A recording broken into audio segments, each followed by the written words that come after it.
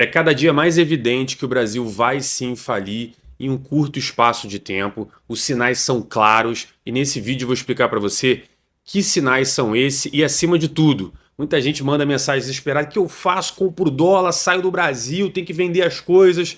Calma, galera, porque quando eu falo falir não significa o fim do Brasil. O Brasil, na minha vida, já faliu pelo menos 2 vezes. Eu vou explicar para você que momentos foram esses e como vai ser essa nova falência que a gente vai ter do Brasil, beleza? Então vamos lá. Primeiro, que sinais são esses? Bom, vocês devem ter acompanhado, né, que os nossos governantes, aí, o Lula, o Haddad e companhia, estão vivendo em Nárnia, né? Os caras estão assim, deram alguma coisa errada, eles estão fumando alguma coisa errada, porque os caras estão numa crise que eles não conseguem compreender por que o mundo não considera o Brasil um lugar maravilhoso. Por que as agências de risco não estão dando grau de investimento para o Brasil? Esse é o nível de alucinógeno que estão dando para os nossos governantes. E eu vou explicar para você por que ninguém está dando esse tipo de aval sobre a forma como o Brasil está sendo conduzido economicamente. Primeiro, eles falam sobre os números que eles estão festejando. O PIB está subindo, a inflação está controlada, o Brasil está uma maravilha, a gente está batendo as metas fiscais. Calma, calma, vamos entender direito, porque se a gente estivesse tão bem assim, não estaria todo mundo fugindo do Brasil em termos de investimento. O gringo está metendo o pé daqui, né? Então o que está acontecendo? Bom, em primeiro lugar, o PIB está subindo, isso é claro, isso não é problema nenhum, tá? Assim, porra, só vai ter uns idiotas de esquerda aí que não querem enxergar o óbvio. O PIB brasileiro está subindo porque o governo está injetando muito dinheiro na economia. E eu já falei para vocês naquele vídeo sobre o dublê de rico. É isso. O Brasil está pegando tudo que tem, está torrando, está se endividando e isso está gerando o quê? Consumo. E o consumo empurra o PIB para cima. Só que consumo com dívida é igual você na tua casa. Você pode pegar um dinheiro emprestado, viver como rico, né? Estourar champanhe, fazer viagem, andar de classe executiva, mas daqui a pouco vem a conta para você pagar. E a conta tá chegando para a gente pagar. Fica tranquilo que essa conta vai chegar bonitinha na tua casa ali, um boletim lindo para você pagar. Então, porra, o PIB está subindo, mas o mercado sabe que está subindo por isso. A inflação está controlada. Calma aí. A gente está vendo sinais claros que a inflação está acelerando. E outra coisa, a inflação está controlada no topo da meta. A meta de inflação no Brasil é 3%. Só que você pode ter 1,5% a mais, então 4,5%. Mas esse 1,5% a mais já é o topo da meta. A gente está beliscando aquele topo e tem muita coisa a vir de inflação, de processo inflacionário que está se estruturando no Brasil. Então, a inflação não está tranquila, como o governo do PT quer acreditar. Então o mercado está enxergando isso. E aí você fala, não, mas o Lula está falando que a gente vai bater as metas fiscais, vai bater com gol de mão. E por que isso? Não vou nem entrar no mérito lá do IBGE, porque eu não consigo dizer se o cara do IBGE está ou não está operando os números, mas de fato isso é claro e evidente. O STF está ajudando o Lula a operar os números do nosso arcabouço fiscal, que é o nosso tetinho de palha, o tetinho de palha de gastos que o Brasil criou. Por quê? Ele simplesmente virou e falou, não, tem as metas do teto de gasto? Tem. Não, mas ainda é queimada, eu vou tirar. Não, peraí. Porra, não é isso. É igual você tá fazendo um regime e fala, não, eu tô seguindo meu regime super à risca, mas eu tô engordando. Aí a tua nutricionista fala, pô, mas isso também não tô entendendo. Aí você fala, pô, eu tô comendo certinho. À exceção de 7 da noite, que eu como 2 Big Macs. Mas assim, é só às 7 da noite, eu não tô considerando. Eu resolvi tirar da minha planilha isso. Não existe tirar da planilha. O Brasil vai gastar com queimada? Pô, sinto muito, vai ter que gastar? Vai. Beleza, mas vai se endividar mais. É 40 bi pro Vale Gás que a gente vai botar por fora. Mas vai gastar mais. Então assim, esse tipo de coisa, essa operação jurídica, isso pode maquiar para pessoa normal aí que não entende de economia. Mas para economistas de bancos, né, os caras que ganham milhões para fazer isso, pô, o cara não vai ser enganado, né? Vai ser enganado os trouxa que votam em político. Agora, quem é um cara sério não vai enganar. Então o mundo tá olhando pro Brasil e falando, cara, esses caras estão indo numa velocidade alta para bater no muro. E aí eu vou começar a explicar então, que muro é esse? Como é que o Brasil vai falir? Qual vai ser o momento da nossa falência? E já aconteceu 2 vezes enquanto eu fui vivo, tá? O que vai acontecer é que a gente vai se endividar tanto, a trajetória da dívida brasileira continua subindo, ou seja, o dublê de rico tá pegando dinheiro emprestado, gastando, gastando. Nesse momento a gente está vivendo aquela ilusão de que tá tudo maravilhoso, estamos andando de executivo e tudo mais. Mas o que está todo mundo enxergando é o seguinte: a conta está chegando. E qual vai ser o momento dessa conta? Vai ser um momento em que o governo não consegue mais pagar a própria dívida. Vai chegar um momento que o governo ele vai ter tanta dívida para pagar, tanto gasto que é chamado discricionário, mas assim, gasto comum, salário de funcionário público, é previdência, é vale gás, é bolsa não sei o quê, bolsa, é ajuda para empresário, é PAC, é não sei o quê. Ele tem tanta coisa para ele gastar que ele não tem dinheiro. E aí nesse momento ele vai ter que fazer duas coisas. Ele só pode escolher dois caminhos. O primeiro caminho é da impressão de dinheiro. É simplesmente ele fingir, não, tá pago aqui, ele digita um número lá e tal, ele vai imprimindo dinheiro eletronicamente. E o que acontece? Inflação. Por quê? Você vai inflando a base monetária, você tem muito mais moeda no mercado, a moeda perde valor e o preço das coisas sobe. Isso já aconteceu no Brasil enquanto eu fui vivo, tá? E aí a gente tem um processo de hiperinflação. É exatamente o que aconteceu na Argentina. Os caras entraram num processo de hiperinflação.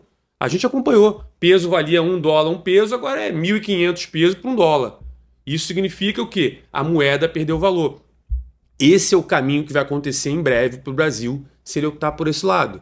Agora, quando o Brasil quebrar, não conseguir mais pagar suas despesas, se ele resolver não imprimir dinheiro e gerar inflação pra cacete, ele pode cortar gastos, mas aí ele vai ter que cortar muito gasto. E na hora que ele cortar muito gasto, ele vai ter o quê? Recessão. Porque o Estado está gastando muito dinheiro, ele está botando todo mundo para consumir. Vai chegar uma hora que ela fala, porra, não tem dinheiro para nada. É o dublê de rico que eu falo para vocês. Enquanto a gente tá, porra, pegando dinheiro emprestado, estourando champanhe, viajando, né? Quando voltar, meu irmão, tu não vai ter dinheiro nem na padaria comprar pão, vai ficar catando tuas moedinhas lá para fazer. E é isso que vai acontecer. E nesse momento, quando o governo enxugar a máquina, tiver que parar, dar aquele tranco na máquina, é uma recessão braba. A gente teve isso também recentemente, enquanto eu fui vivo. Então eu vou explicar para vocês quais são, então, os dois momentos que a gente passou exatamente, um pela hiperinflação e o outro pela recessão. Na hiperinflação, foi na década de 80. Mesma coisa, tá, galera? Estado, porra, vamos gastar dinheiro, gasta dinheiro, não sei o quê. Começaram a gastar. E aí começou a ter inflação. E aí o governo gasta mais inflação. Aí gasta mais inflação. Entrou num processo inflacionário absurdo. Quem viveu isso sabe muito bem. O governo não sabia nem como operar. Era tanta inflação que ele cada vez mais imprimia dinheiro. A gente chegou num ponto no Brasil que os governantes começaram a ter ideias mirabolantes que nunca deram certo. Uma delas foi, por exemplo, congelamento de preço das fiscais do Sarney. E eu lembro, eu era muito criança nessa época, mas eu lembro que eu ia no mercado com a minha mãe e tinha lá as fiscais da Sunab e tudo mais, proibindo o mercado de subir preço. Porque o governo falava, não, a culpa da inflação não é minha. Eu tô só imprimindo dinheiro pra cacete aqui, mas a culpa é do empresário. Aí já nasceu essa imbecilidade do brasileiro. Não, a culpa é do empresário, é do burguês, nunca é do governo. Mas beleza, os caras começaram a tentar congelar preço. Aí sabe o que aconteceu? O que aconteceu na Argentina também recentemente, tá? Mesma coisa, né? Os idiotas lá de esquerda fizeram a mesma merda. Não, vamos congelar preço. Só que quando congelou preço, as pessoas falaram, pô, se eu não consigo vender o produto no preço que ele deve, por exemplo, carne bovina, isso aconteceu, então eu não vou matar os bois. Então eu vou foda-se a minha fazenda, não vou mais vender boi para vender com prejuízo. E aí o que aconteceu? Começou a faltar produto. Quem é dessa época lembra muito bem. Eu lembro de entrar num carro com a minha mãe, a minha mãe e a minha irmã, e a gente morava em Volta Redonda nessa época, a gente ia num bequinho para comprar, a gente comprava carne moída traficada. Tinha um cara que ficava assim, o que você quer, minha mãe? Não, eu quero carne moída, eu quero, tô aqui carne moída, me dá o dinheirinho aqui. E o cara ia embora. Tu comprava carne moída dessa forma. O negócio estourou, o Brasil perdeu completamente a regularidade econômica, as empresas não sabiam mais como operar, você desestrutura. O Brasil se fudeu nessa época. Foi bizarro. Aí teve o quê? Plano Real. E o que o Plano Real fez para compensar isso? Mais ou menos o que o Milei está fazendo.